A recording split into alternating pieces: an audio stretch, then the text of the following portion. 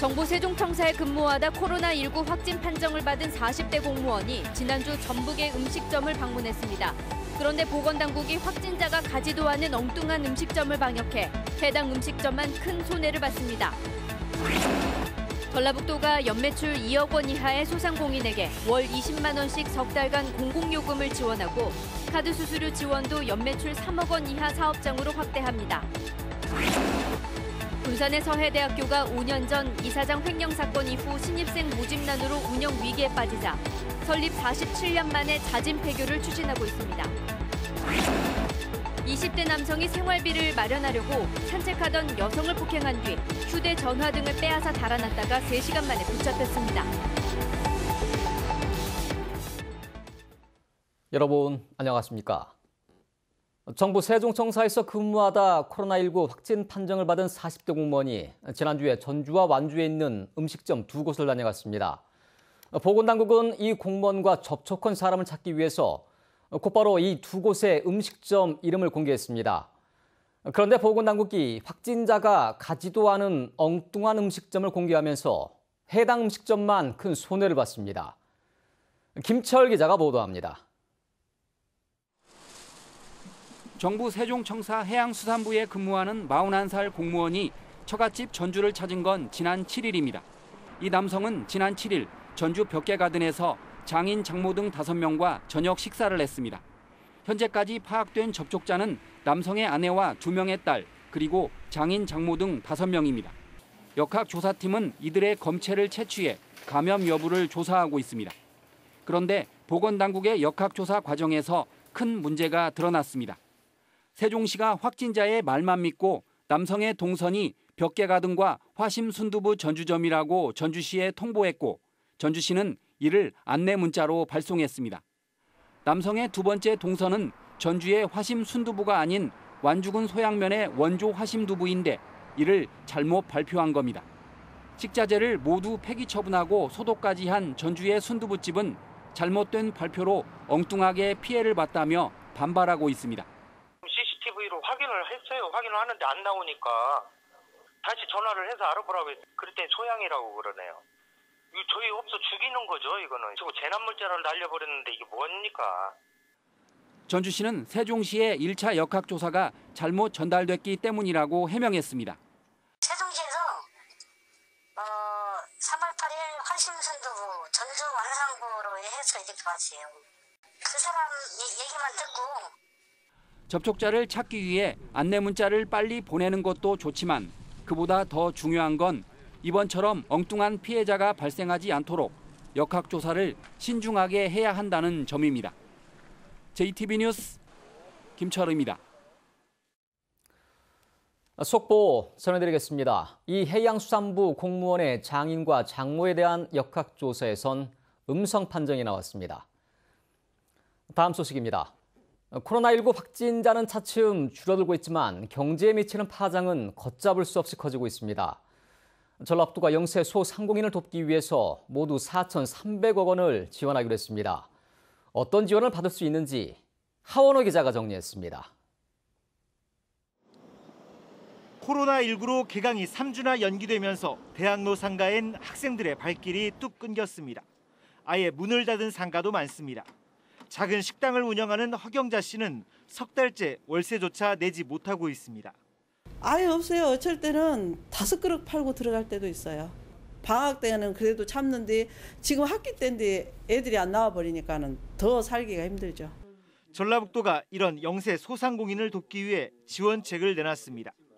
연매출 2억 원 이하 소상공인에 대해서는 월 20만 원씩 석 달간 60만 원을 지원하고 카드 수수료 지원 대상 사업장도 연매출 1억 2천만 원 이하에서 3억 원 이하 사업장으로 확대합니다.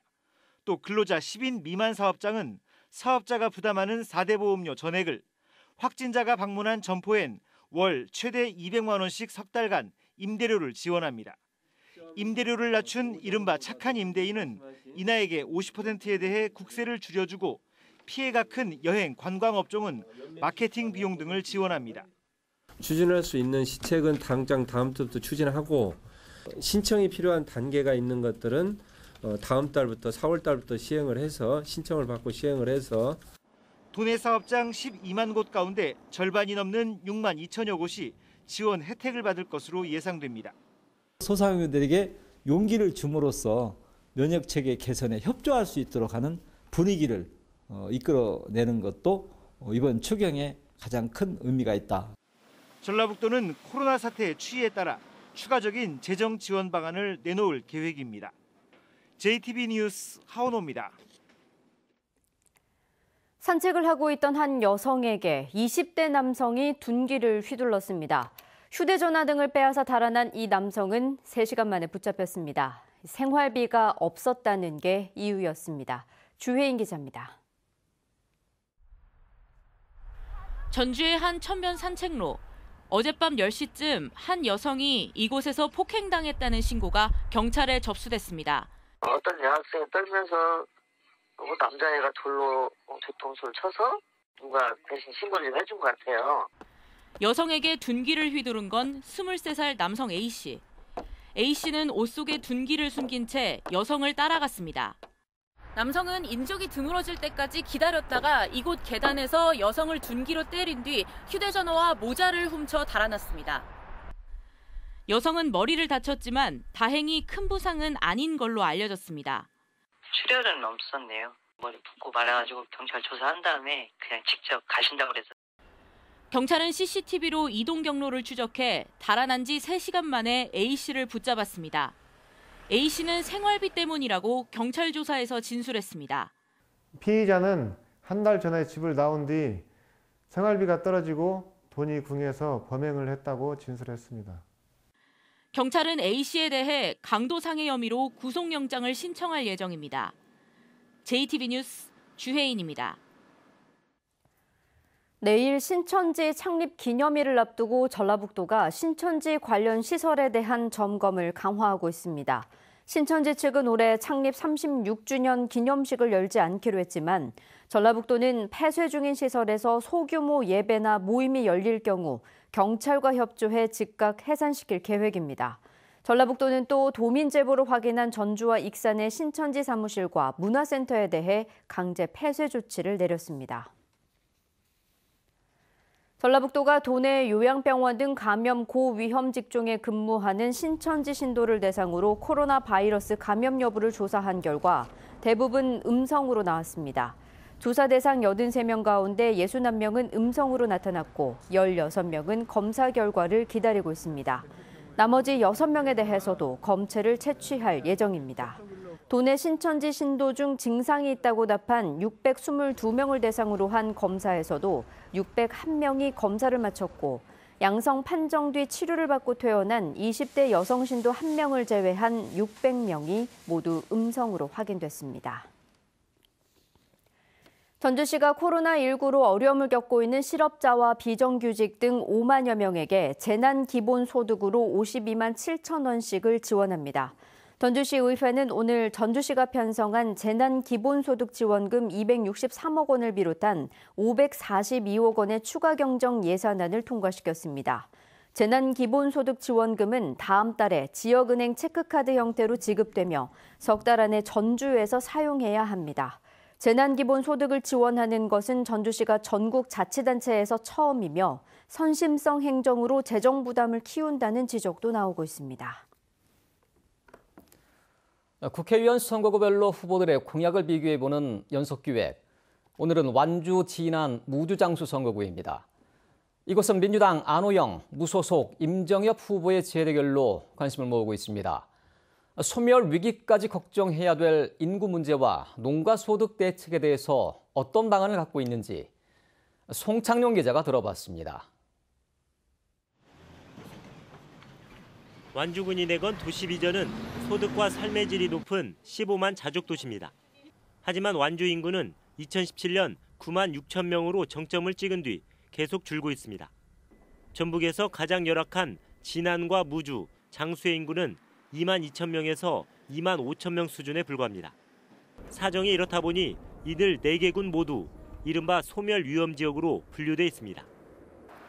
민주당 안호영 예비 후보는 인구 감소 지역에 대한 국가 차원의 행정적, 재정적 지원이 필요하다고 강조했습니다. 이를 위해 기존 지방자치법과 지역균형 발전법을 개정하거나 특별법을 제정하겠다고 약속했습니다. 지방 소멸을 방지하거나 또 인구 감소 지역에 대해서 지원할 수 있는 그런 특별법을 만들어서 이런 부분들을 선제적으로 좀 대응할 필요가 있다. 무소속 임정엽 예비후보도 인구 감소 지역을 지원하기 위한 소멸 대응 특별법을 제정하겠다고 밝혔습니다. 다만 지원의 초점은 지역이 아닌 주민에 맞춰줘야 하고 출산과 양육, 교육까지 국가가 책임져야 한다고 주장했습니다. 소멸 대응 특별법을 만들어서 출산, 교육까지를 국가가 책임지고 이분들이 농촌에서 자기가 땀 흘린 만큼 대가를 받을 수 있는 농업 정책들까지 같이 만든다면 농가 소득을 늘리기 위한 방안으로 안호영 후보는 통합 브랜드와 거점형 경매장을 제시했습니다. 통합 브랜드를 만들어 지역 특산물의 가치를 높이고 이를 거점형 경매장을 통해 판매하겠다는 구상입니다. 거점형 그런 그 경매장을 좀 만들어가지고 이걸 이제 그 경매를 할 수 있도록 하면 노동력도 좀 절감할 수 있고 또 쉽게 또 신선하게 또 그 자리에서 또 경매할 수도 있고 해서. 임정엽 후보는 모든 농민에게 한 달에 30만 원씩을 지급하는 농가 기본소득제를 도입하겠다고 밝혔습니다. 또 로컬 푸드를 한 단계 더 성숙시킨 이른바 시즌2 사업으로 농가 소득을 높이겠다고 덧붙였습니다. 로컬 푸드 시즌2로 우리 완주와 무진장 지역에 10,000 농가 정도는 월급쟁이 농부를 만들 수도 있다. 이런 걸 통해서 지속 가능한 농업 농촌을 만들어갈 수 있겠습니다. 완주 진무장 선거구에는 이들 후보와 함께 국가혁명 배당금당에서 장주원 씨가 예비후보로 등록했습니다. JTBC 뉴스 송창용입니다. 주요 정당들이 막바지 지역구 공천 작업에 힘을 쏟고 있습니다. 미래통합당은 익산갑 선거구에 김경안 전 상암대 총장을 공천해 전주울 선거구에 이수진 예비후보와 함께 2명의 지역구 후보를 확정했습니다. 정의당도 비례대표를 노렸던 염경석 도당위원장이 전주갑 출마를 선회함에 따라 전주울, 오형수, 익산을 권태홍, 남원 임실 순창, 정상모 예비후보 등 모두 4명의 출마자를 확정했습니다. 지난 군수 재선거 무소속 예비후보들 사이에서 단일화 분위기가 조성되고 있습니다. 지난 군수 재선거는 현재 무소속으로 김현철, 송상모, 이충국 예비후보가 뛰고 있으며 각 진영에서 민주당과 경쟁을 하기 위해선 후보 단일화가 불가피하다는 여론이 확산되고 있습니다. 무소속 후보들은 이에 따라 각종 여론조사 결과를 바탕으로 다음 주쯤 단일화 논의가 구체화할 경우 오는 26일 후보자 등록 직전 단일화 여부가 최종 결정될 것으로 예상하고 있습니다. 군산 서해대학교가 설립 47년 만에 문을 닫을 위기에 놓였습니다. 5년 전 이사장 횡령 사건이 터진 뒤로 신입생 모집까지 어려움을 겪으면서 심각한 운영 위기에 빠지자 자진 폐교를 모색하고 있습니다. 김진영 기자입니다. 1973년에 세워진 군산 서해대학교입니다. 한때 1,500명이 넘는 학생들이 공부했지만 지금은 230여 명에 불과합니다.